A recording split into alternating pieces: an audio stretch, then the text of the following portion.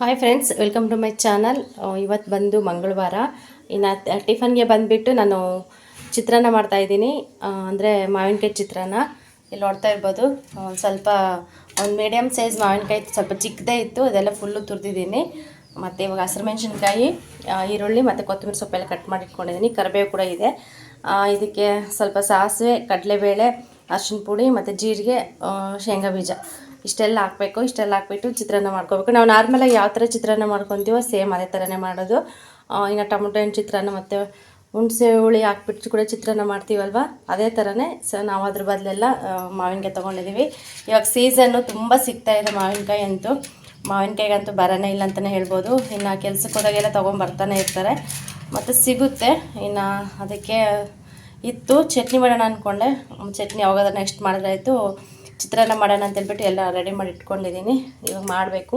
ಅನ್ನ ಕೂಡ ಮಾಡಿಟ್ಟಿದ್ದೀನಿ. ಕುಕ್ಕರ್ಗೆ ಹಾಕ್ಬಿಟ್ಟಿದ್ದೆ. ಅನ್ನ ಸ್ವಲ್ಪ ಇದಾಗಿದೆ, ಅದಕ್ಕೆ ಸ್ವಲ್ಪ ಚೆನ್ನಾಗಿ ಆರ್ಕೊಳ್ಳಿ ಅಂತೇಳ್ಬಿಟ್ಟು ವಿಸಲ್ ತೆಗೆದು ಅದು ಕುಕ್ಕರ್ ಮುಚ್ಚಳ ತೆಗ್ದಿದ್ದೀನಿ. ಸ್ವಲ್ಪ ನೀಟಾಗಿ ಆರ್ಕೊಂಡ್ರೆ ಚೆನ್ನಾಗಿ ಉದುದ್ರ ಆಗುತ್ತೆ. ಸೊಸೈಟಿ ಅಕ್ಕಿ ಅಲ್ವಾ, ನಾನು ಸುಮ್ಮನೆ ಮಾಡಬೇಕಿತ್ತು, ಮಿಸ್ಸಾಗಿ ವಿಸಲ್ ಹಾಕ್ಬಿಟ್ಟೆ. ಪರವಾಗಿಲ್ಲ, ತೀರ ಅಷ್ಟೊಂದೇ ನುಣ್ಣಗಾಗಿಲ್ಲ, ಸ್ವಲ್ಪ ಮೀಡಿಯಮ್ಮಾಗಿ ಆಗಿದೆ. ಅಂದರೆ ಸ್ವಲ್ಪ ಆರಿದ್ರೆ ತಣ್ಣಗಾದರೆ ಚೆನ್ನಾಗಿ ಸರಿ ಹೋಗುತ್ತೆ. ಅಷ್ಟೊಳಗೆ ಗೊಜ್ಜು ಮಾಡ್ಕೊಳ್ಳೋಣ ಅಂತೇಳ್ಬಿಟ್ಟು ಗೊಜ್ಜಿಗೆಲ್ಲ ರೆಡಿ ಮಾಡಿಟ್ಟಿದ್ದೀನಿ. ನಿಮಗೂ ಅಷ್ಟೇ ಮಾವಿನಕಾಯಿ ಎಲ್ಲ ಸಿಕ್ಕಿದ್ರೆ ಅಂತೂ ಮಿಸ್ ಮಾಡ್ಕೋಬೇಡಿ. ಸೀಸನಲ್ಲಿ ಏನು ಸಿಗುತ್ತೋ ಅದು ಮಾಡ್ಕೊಂಡು ತಿನ್ನಬೇಕಷ್ಟೇ. ಚಟ್ನಿ ಚೆನ್ನಾಗಿರುತ್ತೆ, ಈ ಥರ ಚಿತ್ರಾನ್ನ ಎಲ್ಲ ಚೆನ್ನಾಗಿರುತ್ತೆ ಮಾಡಿಕೊಂಡ್ರೆ. ಅದಕ್ಕೆ ಮಾಡೋಣ ಅಂತೆಲ್ಲ ರೆಡಿ ಮಾಡಿ ಇಟ್ಕೊಂಡಿದ್ದೀನಿ. ಇವಾಗ ಮಾಡಬೇಕು. ಇಷ್ಟೆಲ್ಲ ಹಾಕ್ಬೇಕು, ಚೆನ್ನಾಗಿರುತ್ತೆ ಟೇಸ್ಟ್ ಕೂಡ. ಬನ್ನಿ ನೋಡೋಣ. ಇನ್ನು ಎಲ್ಲ ಐಟಮ್ ಎಲ್ಲ ಹಾಕ್ಬಿಟ್ಟು ಇವಾಗ ಗೊಜ್ಜು ರೆಡಿ ಮಾಡ್ಕೊತಾ ಇದ್ದೀನಿ. ನಮಗೆ ಗೊಜ್ಜು ಸ್ವಲ್ಪ ಬೇಕು ಅಂತಂದರೆ ಸೈಡ್ಗೆ ಎತ್ತಿಟ್ಕೋಬೋದು. ಏನಿಲ್ಲ ಅಂದರೂ 1-2 ದಿನ ಬರುತ್ತೆ, ತಡ್ತಾ ಇರುತ್ತೆ. ಇದು ಬೇಗ ಅಳಿಸೋಗೋದಿಲ್ಲ, ಯಾಕೆಂದರೆ ಹುಳಿ ಅಂಶ ಜಾಸ್ತಿ ಇರೋದ್ರಿಂದ ಕೆಡೋದಿಲ್ಲ ಬೇಗ, ಚೆನ್ನಾಗಿರುತ್ತೆ ಗೊಜ್ಜು. ಯಾವಾಗಾದ್ರೂ ಈ ಥರ ಸಾಯಂಕಾಲ ಟೈಮು ಇಲ್ಲ ಮಧ್ಯಾಹ್ನ ಟೈಮಿಗೆ ಬಿಸಿ ಸ್ವಲ್ಪ ಅನ್ನ ಮಾಡಿಕೊಂಡು ಗೊಜ್ಜು ಕಲಿಸ್ಕೊಂಡು ತಿಂದ್ರೆ ಅಂತೂ ಇನ್ನೂ ಚೆನ್ನಾಗಿರುತ್ತೆ. ತುಂಬ ಚೆನ್ನಾಗಿರುತ್ತೆ ಟೇಸ್ಟ್ ಮಾತ್ರ. ಅದಕ್ಕೋಸ್ಕರ ಇನ್ನು ನಾನು ಬಂದು ತೆಗ್ದಿಡ್ಲಿಲ್ಲ ಗೊಜ್ಜು. ಎಲ್ಲ ಗೊಜ್ಜಿಗೂ ಸ್ವಲ್ಪ ಅನ್ನ ಹಾಕ್ಬಿಟ್ಟು ಎಲ್ಲ ಕಲಿಸಿದೆ. ಎಷ್ಟು ಬೇಕಷ್ಟು ಕಲಿಸ್ಕೊಂಡೆ. ಮಿಕ್ಕಿದ್ರ ಅನ್ನ ಕೂಡ ಎತ್ತಿಟ್ಟೆ. ಚೆನ್ನಾಗಿರುತ್ತೆ, ತುಂಬ ಚೆನ್ನಾಗಿರುತ್ತೆ, ತಿನ್ಬೋದು ಆರಾಮ್ಸೆ. ಇನ್ನು ಈ ಕಡೆ ಬಂದು ಇವಾಗ ಸ್ವಲ್ಪ ಸಂಡಿಗೆ ಹಪ್ಪಳ ಇದ್ವಲ್ಲ, ಅವು ಕೂಡ ಡೀಪ್ ಫ್ರೈ ಮಾಡ್ತಾಯಿದ್ದೀನಿ. ಇನ್ನು ಕಡಲೆ ಹಿಟ್ಟಂತೂ ಹಂಗೆ ಇದೆ. ಕಡಲೆ ಹಿಟ್ಟಂತೂ ಏನೂ ಮಾಡೇ ಇಲ್ಲ ನಾನಂತೂ. ಅದಕ್ಕೆ ಈರುಳ್ಳಿ ಬೋಂಡ ಮಾಡೋಣ ಅಂತ ಅಂದ್ಕೊಂಡೆ. ಇನ್ನು ನಮ್ಮ ಮನೆಯವ್ರು ಬಂದು ಬೇಡ ಸುಮ್ಮನೆ ಮತ್ತು ಬೆಳಗ್ಗೆಯಿಂದ ಸಂಜೆವರೆಗೂ ಬರೀ ನೀರು ಕುಡಿಬೇಕಾಗುತ್ತೆ ಅಂತ ಹೇಳಿದ್ರು. ಇನ್ನು ಬಿಸಿಲಂದ್ರೆ ಸಿಕ್ಕಾಪಟ್ಟೆ ಬಿಸಿಲಲ್ವ ಅಪ್ಪ, ಎಷ್ಟು ಬಿಸಿಲಂದ್ರೆ ಹೇಳೋದಕ್ಕೆ ಆಗೋದಿಲ್ಲ. ಹಿಂಗೆ ಹೊರಗಡೆ ಹೆಜ್ಜೆ ಇಡೋದಕ್ಕೂ ಕೂಡ ಆಗಲ್ಲ, ಅಷ್ಟು ಬಿಸಿಲು ಅನಿಸ್ತಾ ಇರುತ್ತೆ.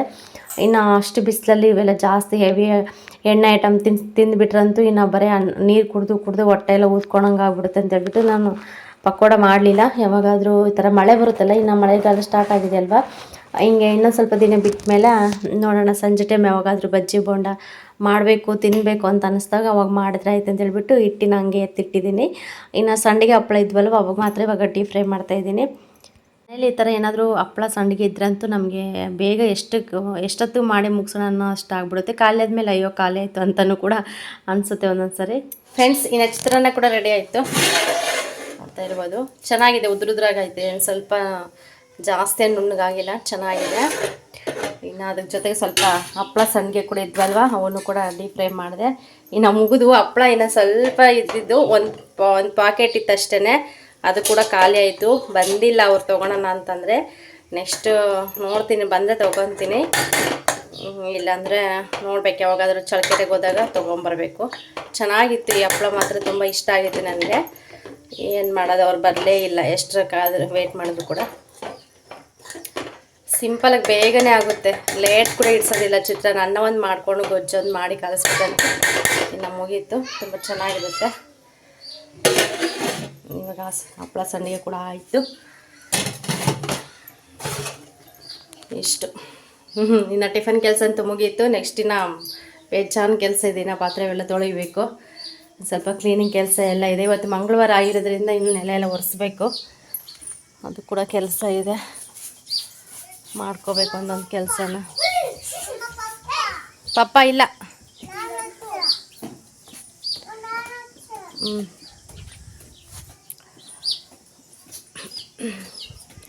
ಬನ್ನಿ ಫ್ರೆಂಡ್ಸ್, ಇವತ್ತಿನ ದಿನ ಹೆಂಗೆ ಹೋಗುತ್ತೆ ಅಂತ ನೋಡೋಣ. ಕರೆಂಟ್ ಕೂಡ ಹೋಯಿತು. ಇದು ಚಾರ್ಜಿಂಗ್ ಬಲ್ಬ್ ಅಲ್ವಾ, ಅದೊಂದಿದೆ ಅಷ್ಟೇ. ಎಲ್ಲ ಸ್ವಲ್ಪ ಕ್ಲೀನ್ ಮಾಡ್ಕೋಬೇಕು ಇನ್ನು. ಇದು ಬಂದು ಸಂಜೆ ಮಂಗಳವಾರ ಅಂತೂ ವಾರ ಮಾಡೋದಕ್ಕೆ ಆಗಲಿಲ್ಲ ನಮಗಂತೂ ಇವತ್ತು. ಏನಂದರೆ ನೀರಿನ ಪ್ರಾಬ್ಲಮ್ಮು, ನೀರೇ ಬಿಟ್ಟಿರಲಿಲ್ಲ. ಎಷ್ಟೊತ್ತಿಂದ ವೆಯ್ಟ್ ಮಾಡಿದ್ವಿ, ಬೆಳಗ್ಗೆಯಿಂದ ಸಂಜೆವರೆಗೂ ವೆಯ್ಟ್ ಮಾಡಿದ್ರು ಕೂಡ ನೀರು ಬಿಡಲಿಲ್ಲ. ಇನ್ನು ಮೋಟ್ರ್ ಸುಟ್ಟೋಗಿದೆ, ಮೋಟ್ರ್ ತೊಗೊಂಡೋಗಿದ್ದಾರೆ ಸರಿ ಮಾಡಿಸೋದಕ್ಕೆ. ಬರೋಷ್ಟೊತ್ತಿಗೆ ಲೇಟ್ ಆಗುತ್ತೆ ಅಂತ ಕೂಡ ಹೇಳ್ತಾಯಿದ್ರು. ಅಯ್ಯೋ ಎಂಥ ಕೆಲಸ ಆಯ್ತು ಇವತ್ತು, ವಾರ ಬೇರೆ. ಮತ್ತು ಪಾತ್ರೆ ತೊಳೆಯೋದಕ್ಕೂ ಬಟ್ಟೆ ಒಗೆಯೋದಕ್ಕೂ ಮತ್ತು ಹಿಂಗೆ ಫ್ರೆಶ್ ಅಪ್ ಆಗೋಕ್ಕೆ ಕೂಡ ನೀರಿರಲಿಲ್ಲ, ಅಷ್ಟು ಫುಲ್ಲು ಖಾಲಿ ಆಗಿಬಿಟ್ಟಿತ್ತು. ಇನ್ನು ಕುಡಿಯೋಕ್ಕೆ ಸಮೇತ ನೀರಿರಲಿಲ್ಲ. ಇನ್ನು ಫಿಲ್ಟ್ರ್ ನೀರು ಬರುತ್ತೆ ನಮ್ಮೂರಲ್ಲಿ. ಇನ್ನು ಕರೆಂಟ್ ಅಂತೂ ಮೊನ್ನೆ ಫುಲ್ಲು ಮಳೆ ಬಂದುಬಿಟ್ಟಿತ್ತು. ಮಳೆ ಬಂದಿರೋದ್ರಿಂದ ಜಾಸ್ತಿ ಕರೆಂಟ್ ತೆಗಿತಾನೇ ಇದ್ದಾರೆ. ವೈರ್ ಎಲ್ಲ ಕಟ್ ಆಗಿಬಿಟ್ಟಿದೆ ಅಂತ ಪಾಪ. ಅದೆಲ್ಲ ಸರಿ ಮಾಡೋದಕ್ಕೆ ಒಂದು 10 ನಿಮಿಷ ಕೊಡ್ತಾರೆ, ಮತ್ತು ಒಂದು ಹಾಫ್ ಆನ್ ಅವರು 1 ಅವರ್ ಮೇಲೆ ತೆಗಿತಾಯಿದ್ರು. ಕರೆಂಟಿಂದು ಕೂಡ ತುಂಬ ಪ್ರಾಬ್ಲಮ್ ಇತ್ತು ಪಾಪ. ಫಿಲ್ಟ್ರ್ ನೀರಿಗೆ ತೊಗೊಂಬರೋಣ ಅಂತ ಹೋದರೆಲ್ಲ ಸುಮ್ಮನೆ ಕೊಡ ತೊಗೊಂಡು ವಾಪಸ್ ಬರ್ತಾನೇ ಇದ್ದರು, ಆಗಲೆಲ್ಲ ಹಂಗಾಯಿತು ಪರಿಸ್ಥಿತಿ. ನಿಜವಾಗ್ಲೂ ನೀರಿಲ್ಲ ಅಂದ್ರಂತೂ ಏನು ಕೆಲಸನೂ ಮಾಡ್ಕೊಳ್ಳೋದಕ್ಕಾಗೋದಿಲ್ಲ. ಇನ್ನು ಆವತ್ತಿನ ಕೆಲಸ ಎಲ್ಲ ಪೆಂಡಿಂಗ್ ಅಂತಲೇ ಹೇಳ್ಬೋದು. ಮತ್ತು ನೀರು ಬಂದ್ರೇ ನೆಕ್ಸ್ಟ್ ಕೆಲಸ ಮಾಡ್ಕೊಳ್ಳೋದಕ್ಕಾಗೋದು. ಸಿಟಿಯಲ್ಲಾಗಲಿ ಹಳ್ಳಿಯಲ್ಲಾಗಲಿ ಒಂದು ಸತಿ ನೀರಿನ ತೊಂದರೆ ಬಂತು ಅಂದರೆ ನಿಜವಾಗ್ಲೂ ತುಂಬ ಕಷ್ಟ. ನಮಗಂತೂ ಇನ್ನು ಬಕೆಟು ತಟ್ಟಿ ಮತ್ತು ಡ್ರಮ್ ಅವೆಲ್ಲ ಇರುತ್ತೆ, ಹೆಂಗೋ ನಾವು ಸ್ವಲ್ಪ ತುಂಬಿಟ್ಕೊಂಡಿರ್ತೀವಿ. ಇನ್ನು ಸಿಟಿಯಲ್ಲಂತೂ ಹೇಳೋದಕ್ಕಾಗೋದಿಲ್ಲ. ಅವರೆಲ್ಲ ಸ್ವಲ್ಪ ಜಾಸ್ತಿ ಸಿಂಕಲ್ಲಿ ಪಾತ್ರೆ ಎಲ್ಲ ತೊಳಿತಾ ಇರ್ತಾರೆ, ಮತ್ತು ಕುಡಿಯೋ ನೀರಿನ ವ್ಯವಸ್ಥೆ ಬೇರೆ ಇರುತ್ತೆ, ಎಲ್ಲ ಥರ ಇಟ್ಕೊಂಡಿರ್ತಾರಲ್ವ. ಇನ್ನು ಅವರು ವಾಶ್ರೂಮ್ಗೆಲ್ಲ ಹೋಗ್ಬೇಕಂದ್ರೆ ನಲ್ಲಿಯೆಲ್ಲ ಡೈರೆಕ್ಟಾಗಿ ನೀರು ಬರ್ತಾ ಇರುತ್ತೆ. ಅವ್ರಿಗಂತೂ ಏನಾದರೂ ಒಂದು ಸತಿ ಅವ್ರ ಬಿಲ್ಡಿಂಗಲ್ಲಿ ಮೋಟ್ರ್ ಕೆಟ್ಟೋಗೋದಿಲ್ಲ, ನೀರಿಂದ ಏನೇನು ಸಮಸ್ಯೆ ಬಂದ್ರಂತೂ ಅವ್ರದ್ದು ಕೂಡ ತುಂಬ ಕಷ್ಟನೇ. ನಾವು ಅಷ್ಟೇ ಅಲ್ಲಿ ಬೆಂಗಳೂರಲ್ಲಿದ್ದಾಗ ಸ್ವಲ್ಪ ಅನುಭವಿಸ್ಬಿಟ್ಟಿದ್ದೀವಿ. ಮತ್ತು ಟ್ಯಾಂಕರಿಂದ ನೀರು ಕೂಡ ಹೊಡ್ಸಿದ್ರು ಒಂದೊಂದು ಸತಿ ಓನರುಗಳು. ಅಂಥ ಪ್ರಾಬ್ಲಮ್ ಬರುತ್ತೆ. ಮತ್ತು ಹಳ್ಳಿಯಲ್ಲಂತೂ ತುಂಬ ಕಷ್ಟ. ಒಂದು ದಿನ ನೀರು ಬಿಡಲಿಲ್ಲ ಅಂದರೆ ಎಷ್ಟು ಕಷ್ಟ ಆಗುತ್ತಂದರೆ, ಇನ್ನು ತುಂಬ ಕುರಿ ಮತ್ತು ಮೇಕೆಗಳಿರ್ತವೆ ಮತ್ತು ಹಸುಗಳೆಲ್ಲ ಇರ್ತವೆ. ತುಂಬ ಅವಗೂ ಕೂಡ ತುಂಬ ನೀರು ಬೇಕಾಗುತ್ತಲ್ವ. ಒಂದತ್ರ ಎಲ್ಲಾದರೂ ನೀರು ಬಂದ್ರಂತೂ ಹೋಗಿಬಿಟ್ಟು ತೊಗೊಂಬರ್ಬೋದು. ಎಲ್ಲೆಲ್ಲೂ ನೀರೇ ಬಂದಿಲ್ಲ ಅಂತಂದರೆ ತುಂಬ ಕಷ್ಟ. ಇನ್ನು ಈ ಊರು ಬಂದು ನಮ್ಮೂರ್ದು ಫುಲ್ಲು ದೊಡ್ಡೂರು. ಎಷ್ಟು ದೊಡ್ಡೂರು ಅಂದರೆ ಸಖತ್ತು ದೊಡ್ಡೂರು. ಅದಕ್ಕೆ ತುಂಬ ನೀರು ಬೇಕು. ಇನ್ನು ಏರಿಯಾಗೂ ಇಷ್ಟಿಷ್ಟು ಟೈಮ್ ಅಂತ ಫಿಕ್ಸ್ ಮಾಡಿಬಿಟ್ಟಿದ್ದಾರೆ. ನಮ್ಮ ಕಡೆ ಅಂತೂ ಬೆಳಗಿನ ಜಾವ 4 ಗಂಟೆ 4:15 ಸ್ಟಾರ್ಟ್ ಮಾಡ್ತಾರೆ. ಆ ಥರ ಕೂಡ ನೀರಿನ ಪ್ರಾಬ್ಲಮ್ಮು. ಇನ್ನು ಅದಕ್ಕೋಸ್ಕರ ಇವತ್ತು ಏನು ಕೆಲಸನೇ ಆಗಲಿಲ್ಲ. ಮಂಗಳವಾರ ದಿನ ವಾರನೂ ಮಾಡಲಿಲ್ಲ, ಸ್ನಾನನೂ ಮಾಡಲಿಲ್ಲ, ಕೊನೆಗೆ ಪೂಜೆ ಕೂಡ ಮಾಡೋದಕ್ಕೆ ಆಗಲಿಲ್ಲ. ಆ ಥರ ಆಯಿತು. ತುಂಬ ಬೇಜಾರು ಅನಿಸ್ಬಿಡ್ತು ಒಂದೊಂದು ಸತಿ. ಬಿಡು, ಇನ್ನು ಬುಧವಾರನೇ ನಮಗೆಲ್ಲ ನೀರಿನ ವ್ಯವಸ್ಥೆ ಅಂದ್ಕೊಂಡು ಇನ್ನು ಸುಮ್ಮನೆ ಆದ್ವಿ. ಇನ್ನು ಸಾಯಂಕಾಲ ಬಂದುಬಿಟ್ಟು ಒಂದು ಸ್ವಲ್ಪ ತರಕಾರಿ ಇತ್ತು, ಕ್ಯಾರೆಟು, ಬೀನ್ಸು ಮತ್ತು ಆಲೂಗೆಡ್ಡೆ ಇತ್ತು. ಸಾಂಬಾರಾದರೂ ಮಾಡಿಡೋಣ ಅಂತೇಳ್ಬಿಟ್ಟು ಎಲ್ಲ ಕೂಡ ರೆಡಿ ಮಾಡಿಕೊಂಡೆ. ಎಷ್ಟು ಬೇಕಷ್ಟು ಅವೆಲ್ಲ ತೊಗೊಂಡ್ಬಿಟ್ಟು ತರಕಾರಿ ಎಲ್ಲ ಕಟ್ ಮಾಡಿಕೊಂಡು ರೆಡಿ ಮಾಡಿಕೊಂಡೆ. ಮತ್ತು ಸ್ವಲ್ಪ ಇದು ಬಟಾಣಿ ನೆನೆಸಿಟ್ಟಿದ್ದೆ ಬೆಳಗ್ಗೆನೇ ಸಾಂಬಾರು ಮಾಡೋಣ ಅಂತ ಹೇಳಿ. ಬಟಾಣಿ ಅದೆಲ್ಲ ನೆನೆಸಿಟ್ಬಿಟ್ಟು ಒಂದು ಸ್ವಲ್ಪ ಬೇಯಿಸಿದೆ ಬಟಾಣಿನ ನಾನು. ಚೆನ್ನಾಗಿ ನೆನ್ಕೊಂಡ್ರೂ ಕೂಡ ಬೇಗ ಬೇಯೋದಿಲ್ಲ. ಅದಕ್ಕೋಸ್ಕರ ತರಕಾರಿ ಬೇಗ ಬೇಯುತ್ತೆ, ಮತ್ತು ಬಟಾಣಿ ಅದು ಬೇಗ ಬೇಯೋದಿಲ್ಲಲ್ವ, ಅದಕ್ಕೆ ನೆನೆಸಿಟ್ಬಿಟ್ಟು ಮತ್ತು ಇನ್ನು ಸ್ವಲ್ಪ ಹೊತ್ತಿಗೆ ಹಾಕ್ತೀನಿ ಅನ್ನಂಗೆ ಸ್ವಲ್ಪ ಚೆನ್ನಾಗಿ ಬೇಯಿಸ್ಕೊಂಡ್ಬಿಟ್ಟು ಇವಾಗ ನೋಡಿ ತರಕಾರಿ ಎಲ್ಲ ರೆಡಿ ಆಯಿತು. ತುಂಬ ಚೆನ್ನಾಗಾಗಿತ್ತು ತರಕಾರಿ ಸಾಂಬಾರು ಕೂಡ. ಎಲ್ಲ ಸ್ವಲ್ಪ ಮಸಾಲೆ ಹಿಟ್ಟೆಲ್ಲ ಮಾಡಿದ್ದೆ ನೀಟಾಗೆ. ಇನ್ನು ಒಂದು ಟೈಮ್ ಮುದ್ದೆ ಇಲ್ಲಾಂದ್ರೂ ಒಂದು ಟೈಮ್ ಮುದ್ದೆ ಮಾಡಲೇಬೇಕು. ಇಲ್ಲ ಬೆಳಗ್ಗೆ ಮುದ್ದೆ ಮಾಡಿದ್ನಂದರೆ ಸಾಯಂಕಾಲ ಮಾಡೋದಿಲ್ಲ, ಇಲ್ಲ ಬೆಳಗ್ಗೆ ಮುದ್ದೆ ಮಾಡಿಲ್ಲ ಅಂದರೆ ಸಾಯಂಕಾಲ ಕಂಪಲ್ಸರಿ ಮುದ್ದೆ ಬೇಕೇ ಬೇಕು. ಆ ಥರ. ಅದಕ್ಕೋಸ್ಕರ ಇನ್ನು ತರಕಾರಿ ಸಾಂಬಾರು ಮಾಡಿಬಿಟ್ಟು ಮುದ್ದೆ ಮಾಡೋಣ ಅಂತ ಹೇಳಿ ಇವಾಗ ಸಾಂಬಾರಿಗೆಲ್ಲ ರೆಡಿ ಮಾಡಿಕೊಂಡೆ. ಈ ಕಡೆ ಸಾಂಬಾರಿಗೆಲ್ಲ ರೆಡಿ ಮಾಡ್ಕೊತ ಇನ್ನು ನಮ್ಮ ಅಕ್ಕರ ಮನೆ ಹತ್ರ ಹೋಗಿ ಒಂದು 4 ಕೊಡ ನೀರು ಕೂಡ ಹೊತ್ಕೊಬಂದು ಎತ್ತಿಟ್ಟಿದ್ದೆ. ಪಾತ್ರೆ ಎಲ್ಲ ತೊಳೆಯೋಣ, ಅಡುಗೆ ಎಲ್ಲ ಮಾಡಿಟ್ಮೇಲೆ ಅಂತ ಹೇಳಿ. ಈ ಥರ ನೋಡಿ ಹಳ್ಳಿಯಲ್ಲಾದರೆ ಹೆಂಗೋ ಒಂದು ಹತ್ರ ನೀರಿಲ್ಲ ಅಂದರೆ ಹೆಂಗೋ ಅಟ್ಲೀಸ್ಟ್ ಮನೆಯಲ್ಲಿ ಡ್ರಮ್ ಇರುತ್ತೆ, ತಟ್ಟೆ ಇರುತ್ತೆ, ಅಲ್ಲಿ ಸ್ವಲ್ಪ ತುಂಬಿಟ್ಕೊಂಡಿರ್ತಾರಲ್ವ, ಇನ್ನು ಆರಾಮ್ಸೆ ಇಸ್ಕೊಂಬರ್ಬೋದು. 1-2 ಕೂಡ ಕೊಡ್ತಾರೆ. ಆದರೆ ಸಿಟಿಲಿ ಆ ಥರ ಎಲ್ಲ ಆಗೋದೇ ಇಲ್ಲ. ಇನ್ನು ನಮ್ಮ ಮನೇಲಿ ನೀರಿಲ್ಲ ಅಂತಂದರೆ ಪಕ್ಕದ ಮನೆಯವ್ರ ಹತ್ರ ಹೋಗಿ ಇಸ್ಕೊಬರೋಷ್ಟು ಕೂಡ ಇದಿರಲ್ಲ. ಆ ಥರ ಅನಿಸ್ಬಿಡುತ್ತೆ ಒಂದೊಂದ್ಸತಿ. ನೀರು ಅನ್ನೋದು ಎಷ್ಟು ಮುಖ್ಯ ಅಲ್ವಾ. ನೀರು ಇದ್ದಾಗಂತೂ ಅದ್ರ ಬೆಲೆನೇ ಗೊತ್ತಾಗಲ್ಲ. ಅಷ್ಟು ನೀರು ಖರ್ಚು ಮಾಡ್ತಾ ಇರ್ತೀವಿ, ಅಷ್ಟು ನೀರು ವೇಸ್ಟ್ ಮಾಡ್ತಾ ಇರ್ತೀವಿ. ಈ ಥರ ಒಂದು ದಿನ ನೀರಿಲ್ಲ ಅಂತಂದರೆ ಎಷ್ಟು ಪೇಚಾಡ್ತೀವಿ ಅಂದರೆ, ಹಬ್ಬ ಅವತ್ತು ನೆಕ್ಸ್ಟ್ ಯಾವಾಗ ನೀರು ಬಿಡ್ತಾರಪ್ಪ ಅಂತ ಕಾಯ್ಕೊಂಡಿರ್ಬೇಕಾಗುತ್ತೆ. ಅಷ್ಟು ಫಜೀತಿ ಬಂದುಬಿಡುತ್ತೆ ನೀರಿಂದು. ಅದಕ್ಕೆ ಯಾವುದೇ ಕಾರಣಕ್ಕೂ ಕೂಡ ನೀರು ಜಾಸ್ತಿ ವೇಸ್ಟ್ ಮಾಡೋದು ಕೂಡ ತಪ್ಪಂತಲೇ ಹೇಳ್ಬೋದು. ಎಷ್ಟು ಬೇಕಷ್ಟು ಯೂಸ್ ಮಾಡಬೇಕು. ಮತ್ತು ಬೇಡ ಅಂತಂದರೆ ಹಂಗೆ ಅವು ಇದರಲ್ಲಾದರೂ ಇರುತ್ತೆ, ತಟ್ಟೆಯಲ್ಲಾದರೂ ಇರುತ್ತೆ, ಮತ್ತು ಇದು ಸಂಪಿರ್ತಲ್ಲ, ಸಂಪಲ್ಲಾದರೂ ಇರುತ್ತೆ. ಮತ್ತು ಇಲ್ಲ ಬೇರೆಯವ್ರು ಯಾರಾದರೂ ಇಟ್ಕೊಂಡಿರ್ತಾರಲ್ವ, ಅವ್ರಿಗಾದರೂ ಹೆಲ್ಪ್ ಆಗುತ್ತೆ.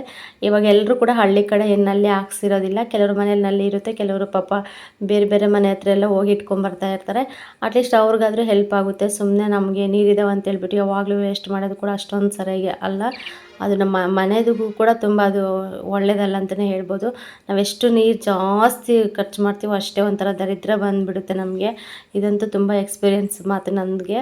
ನಾನು ಕೂಡ ಎಷ್ಟೋ ಸತಿ ಅನುಭವಿಸ್ಬಿಟ್ಟಿದ್ದೀನಿ. ಆ ಥರ ಎಲ್ಲ ಕೂಡ ಇದೆ, ಎಲ್ಲರೂ ಕೂಡ ಗೊತ್ತಿರುತ್ತೆ ಕೆಲವ್ರಿಗೆಲ್ಲನೂ, ಅದೇನು ಹೇಳೋ ಅವಶ್ಯಕತೆ ಇಲ್ಲ.